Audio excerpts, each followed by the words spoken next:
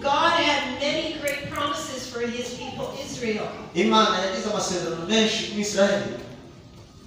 But many of them did never receive them.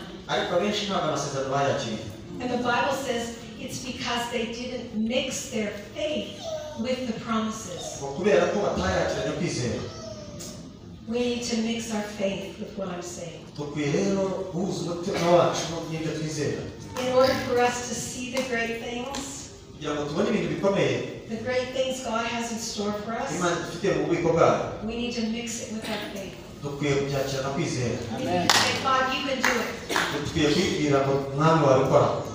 I want to read one scripture and then I want to do something with you before we go.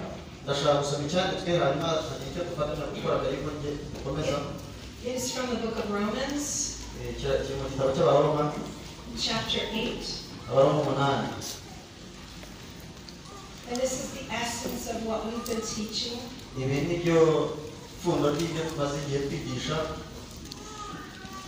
And it says, for all who are being led by the Spirit of God. These are the sons of God. If you're being led by the Spirit of God, then you're one of those who's a son and a daughter. For you have not received a spirit of slavery.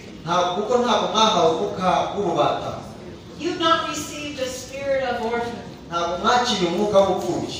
leading to fear again. But you have received a spirit of adoption as sons, by which we cry out, Abba, Father, Papa God. I know as leaders you've probably heard this verse many times. But now for us, we see it with new eyes. Now we see it no longer as orphans. It says the Spirit Himself testifies with our spirit that we are the children of God.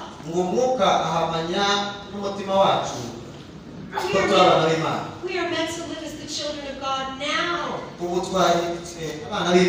Not when we die and go to heaven. But now. And if we are children, we are heirs also. Heirs of God and fellow heirs with Christ.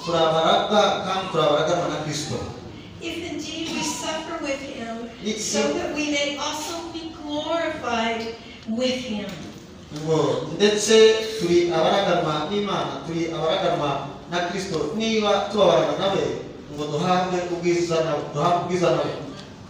I know many of you have suffered in the last few years. Many terrible things have happened in the world. But in verse 18 it says, for I consider that the sufferings of this present time are not worthy to be compared with the glory that is to be revealed in us.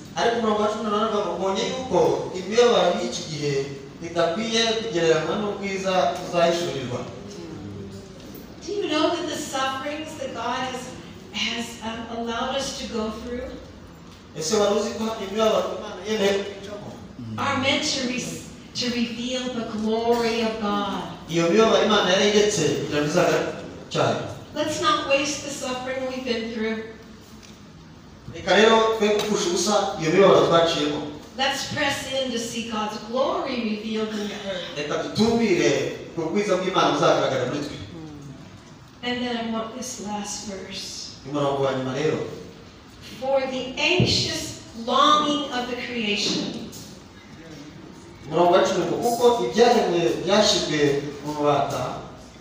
waits eagerly for the revealing of the sons of God.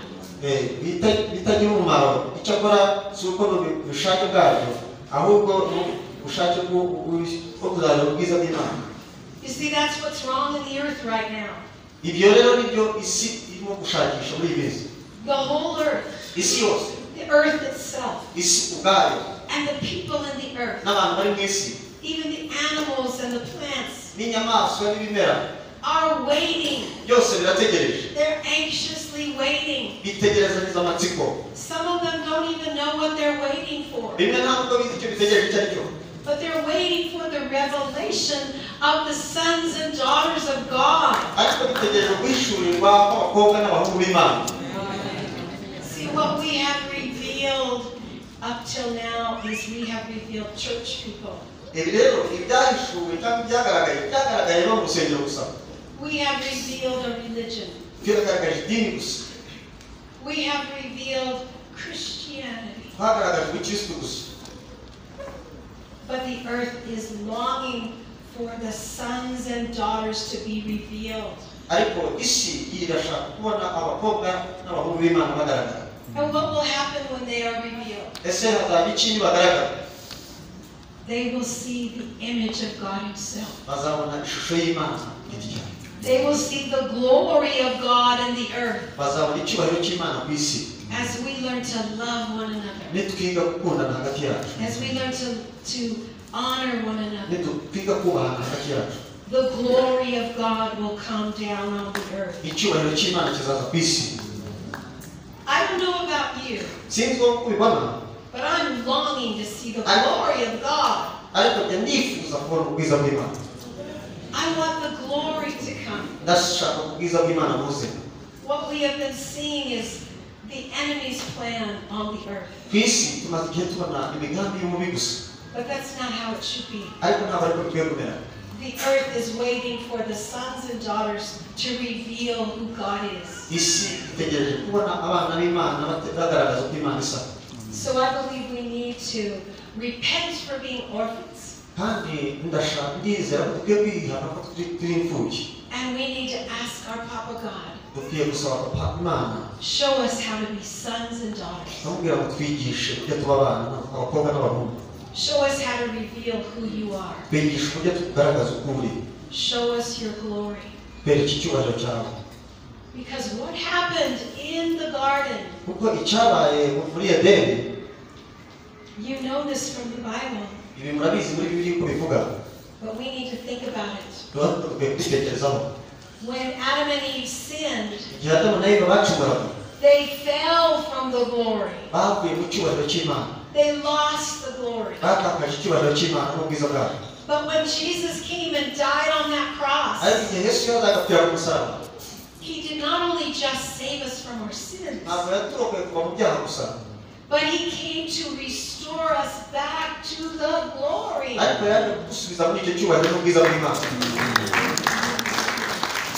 we have lived as though it's enough just to be forgiven of our sins.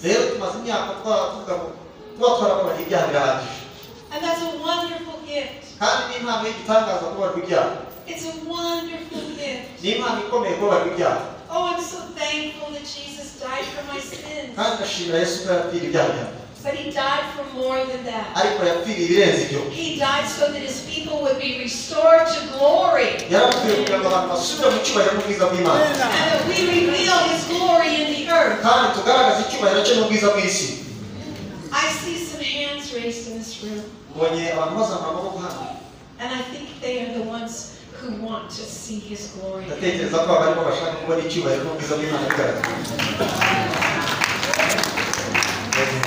Yes, Lord.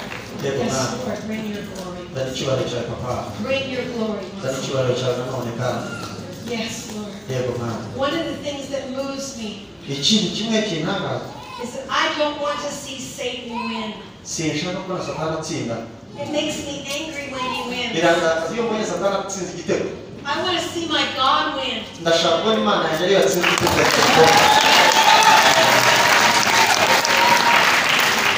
The Bible says that the earth will be filled with the knowledge of the glory of God. I want to see God win. I'm going to see the glory of God on the earth. Do you want to see that?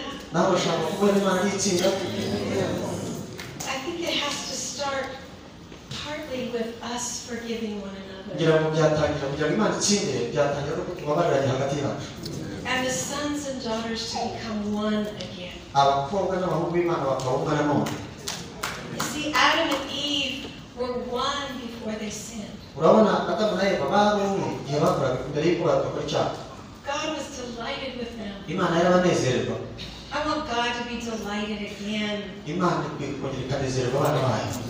I want God to be delighted in His sons and His daughters. So I'd like to do something today. If you would like to, please don't feel like you must do this.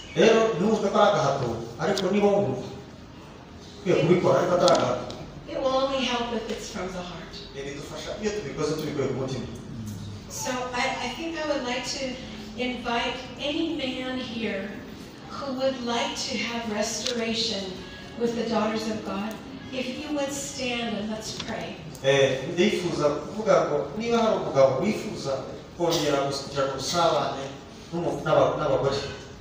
Paul, would you come up with me?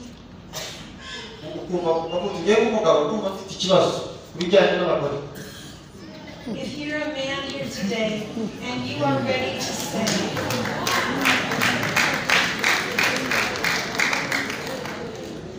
just any man here who wants to walk the way God wants him to with the daughters of God.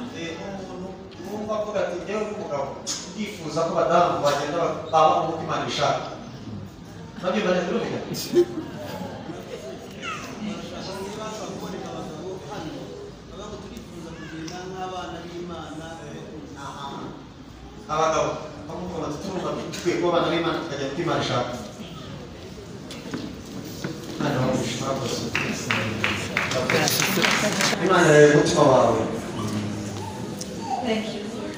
Thank you for the sons of God. Paul, I want you to lead them in a prayer.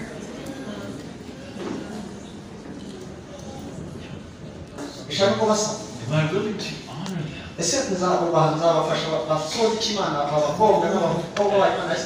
And use my power to lift them up,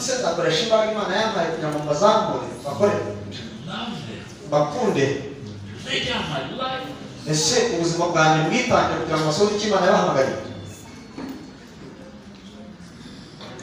Father, open my eyes. You made me to be a son, and you put your glory on me. But I also see the daughters that you have created, and they also carry your glory. Father, I confess to you that I have not seen them the way you see them, but I've even been afraid of them. I confess that I have even tried to control them. And it breaks my heart now that I have not loved my sisters the way you love them. That I have not loved my own wife the way you love her. So I come and I humble myself. I need your help. I need you to open my eyes. I need you to change my heart. I want your love to fill me so that I lose my fear. So that I am able to reach out to your daughters and treat them the way you want them to be treated. Lord, will you open my eyes to see the glory that you put on them? To see the gifts that you have given to them. To honor the anointing that you have placed on them. Father, forgive me, because I know that I have sinned against your daughters. Thank you that you cleansed me.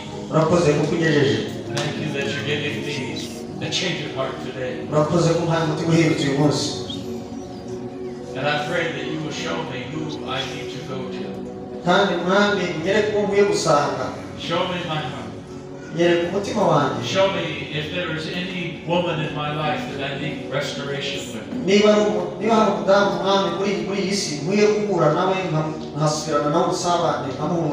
That I might ask for forgiveness. That I might humble myself before them. That I might embrace them. That I might welcome them into my life. Father, I say to you today, I will never be the son I need to be if I do not embrace your daughter. Teach me how to become a partner.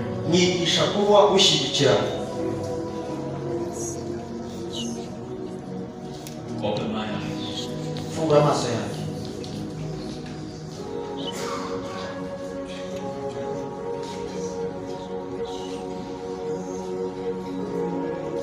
Some of you are fathers, and you have little girls in your house. God is calling you to raise them up. Your daughters will get their identity from you. You're the one who can tell them who they are. You're the one who can make them mighty in spirit. Wow. And so we need to say, yes, Lord. Use me. I will love my daughters. And I will tell them who they are. I will speak destiny over them.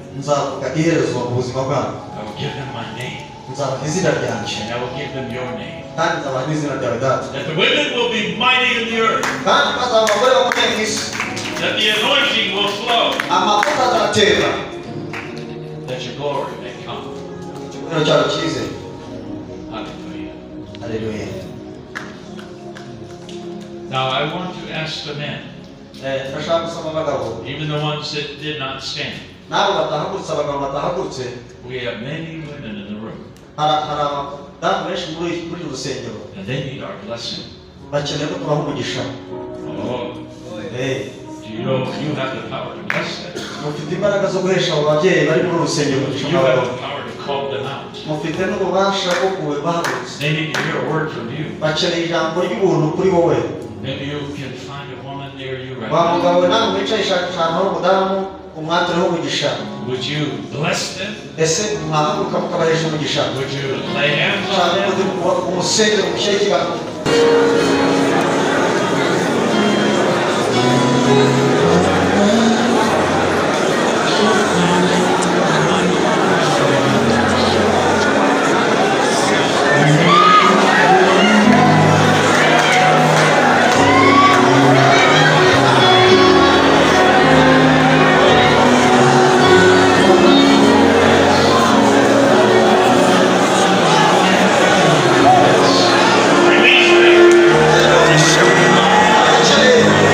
Release them to you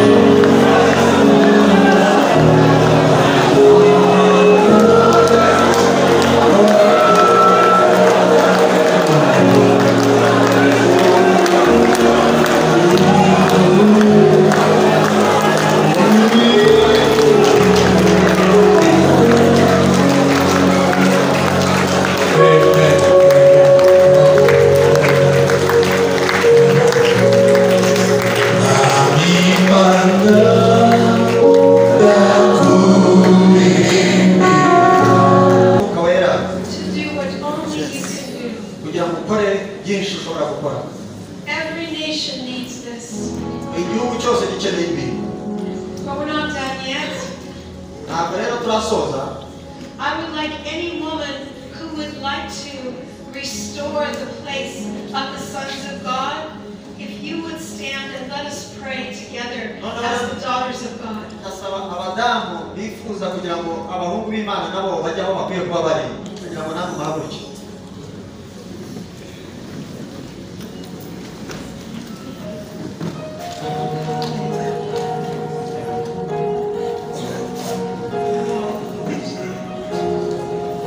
Precious daughters of God, Papa is looking over you. And his heart has been broken over what has happened to you. But God has come today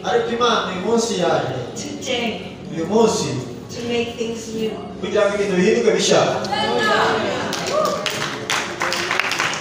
But the first step that we must take is we must repent for any place in us where we have been angry at the sons of God.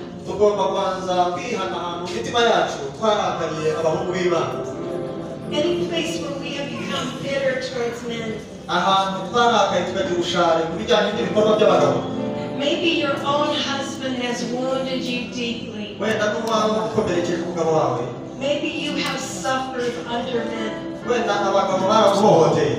But we're all guilty. Men are guilty. And women are guilty. We all fell from the glory. So I want to invite you to pray with me and ask God to forgive us as we extend forgiveness to the sons of God. So will you pray with me? Father God, we see how Satan has wanted to deceive us.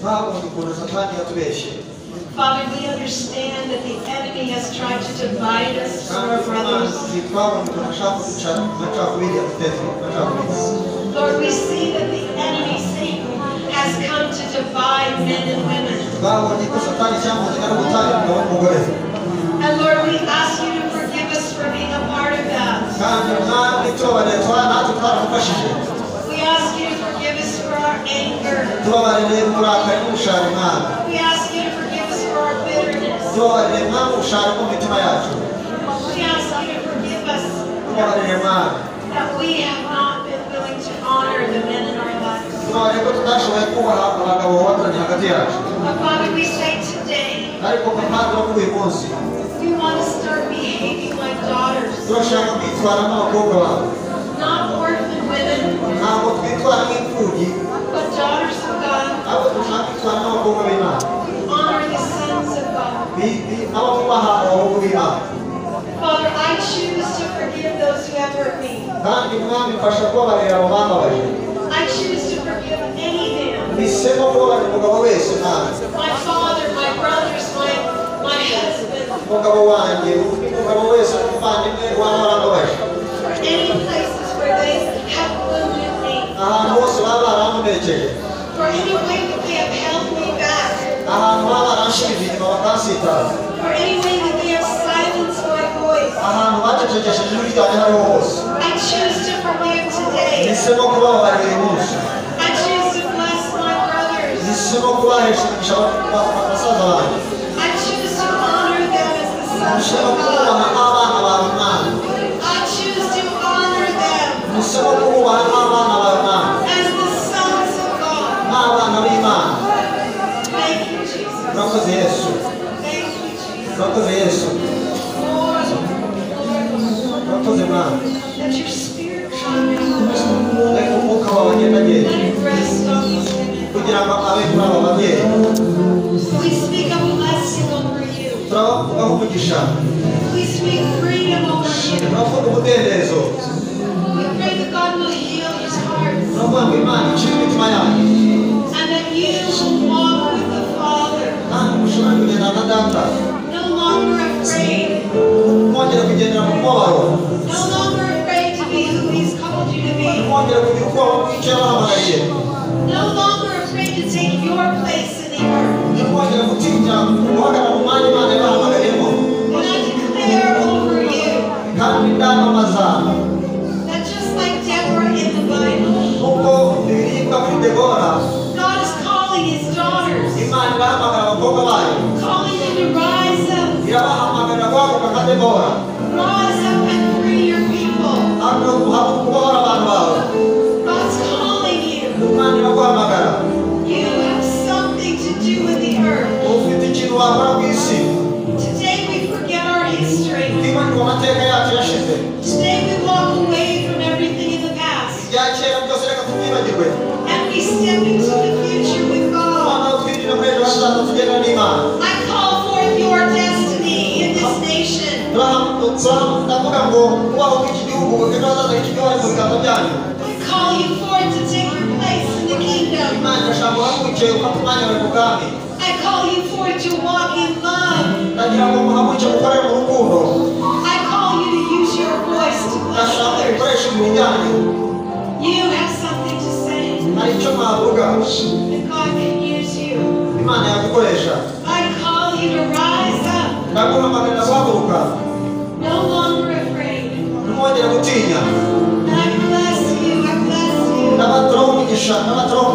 I bless you in the name of Jesus. Let's give you glory. Now I want you to do for your brothers what they just did for you. I want you to turn and bless a man in this room and say, I honor you as a son of God. And I bless you to be all God created you to be.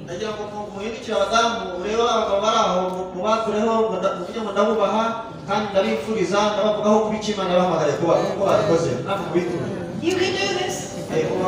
You can do